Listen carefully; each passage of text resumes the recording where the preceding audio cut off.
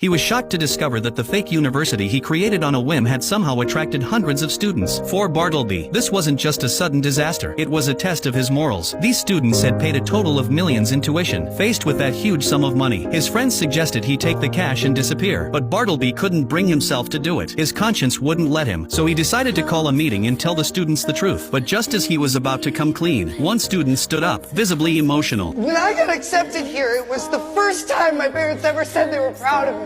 That one sentence hit everyone in the room like a wave, including Bartleby. Moved by the moment, he changed his mind. What was supposed to be a goodbye turned into an impassioned speech. He told the students that everyone deserves a chance at education. Everyone deserves a shot at chasing their dreams. We say yes to your hopes. We say yes to your dreams. Welcome to South Armand Institute of Technology! But how did things spiral to this point? It all started a few days earlier, when Bartleby received the list of college admissions and his name wasn't on any of them. Rejected by every school. He panicked. He didn't want to disappoint his parents, so he came up with a wild idea. If no college would accept him, why not make one up? He printed a fake acceptance letter, tweaked a school logo, gave the fake college a name, and wrote a short description to make it look real. But a letter alone wasn't convincing enough to sell the lie. He asked a tech-savvy friend to help him create a fake college website. That way, when his dad handed him the acceptance letter and said, "Congratulations, you've been accepted," he could act just as surprised. Congratulations, you've been accepted! His mom teared up with joy and gave him a heartfelt hug. But even in that touching moment, his dad looked skeptical. With Bartleby's grades, this seemed unlikely. Thinking fast, Bartleby pulled up the fake website. That bought him a little more time. The next day, his dad handed him a check for his first semester's tuition. And before leaving, he shared one more surprise. On the first day of school, the whole family would be driving him to campus together. That's when Bartleby realized the trap he'd set for himself. There was no school, but soon, his family would find out the truth. Desperate, he gathered his friends to figure out a plan. They needed a place that could pass as a college at least for one day. After some searching, they found an old, abandoned hospital. It was run down, dusty, and falling apart, but Bartleby saw potential. They all did, so they got to work. They tore down the fences, cleaned every room, and fixed whatever they could. After days of non-stop effort, the South Armand Institute of Technology finally looked like a real school. But they weren't done yet. They needed a president. Bartleby's dad was serious about education. He'd definitely want to meet the head of the school. That's when Bartleby's friend Glenn had an idea. His uncle used to be a respected professor at nearby Harmon College but was fired for being a little too unconventional. Now he worked in a clothing store, just scraping by. Bartleby asked him to play the role of president. Surprisingly, he said yes without hesitation. They also brought in volunteers to act as students. Once everything was in place, Bartleby and his parents arrived at the fake campus. The renovated space and clean facilities impressed even his strict father. For a moment, it looked like Bartleby had pulled it off, but the moment they stepped inside, his dad started noticing strange things. It felt like a hospital. To ease his doubts, Bartleby rushed to introduce his parents to the president. Luckily, the man still had real experience in education and gave such a convincing talk that